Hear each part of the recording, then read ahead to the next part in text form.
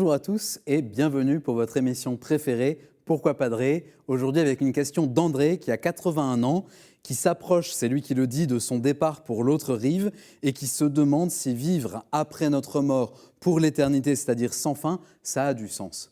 André, je suis touché par votre question et surtout par cette situation que vous décrivez, se préparer pour le départ pour l'autre rive. C'est une réalité qui est tellement importante dans notre vie.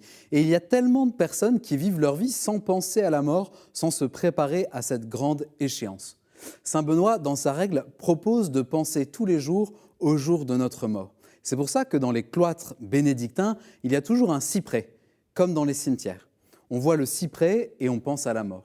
C'est aussi la prière toute simple que nous formulons dans le « Je vous salue Marie », presque sans nous en rendre compte, nous disons « Priez pour nous pauvres pécheurs maintenant et à l'heure de notre mort ». Alors déjà, un grand merci André de rappeler à chacun d'entre nous l'importance de donner une place dans notre vie à la préparation de notre mort, parce que la mort, c'est la porte de la vie éternelle. Alors venons-en à la question de l'éternité. Que signifie vivre sans fin ?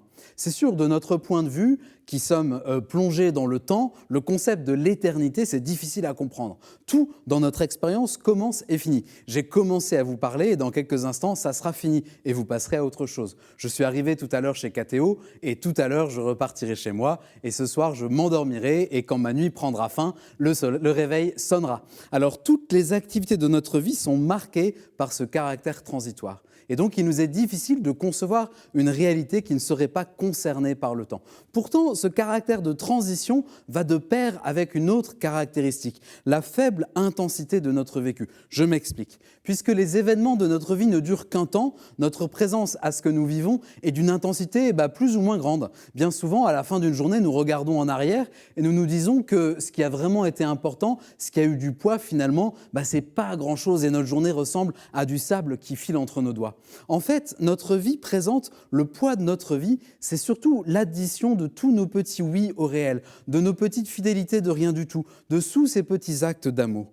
Voilà un bon exemple en fait de ce qui va changer avec la vie éternelle. Dans la vie après la mort, il n'y aura plus de temps et donc plus de limites dans l'intensité de ce que nous vivrons.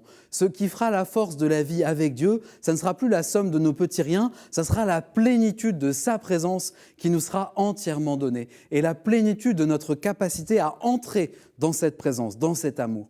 Alors pour penser l'éternité, ne commençons pas à comparer avec notre expérience du temps. Sinon, on risque de s'imaginer que ça va être long et ennuyeux, surtout à la fin.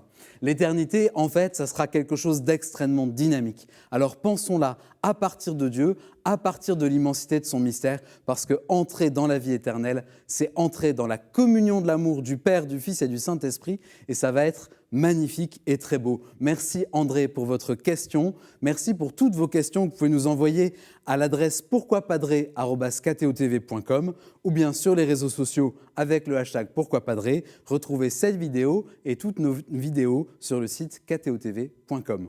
À bientôt.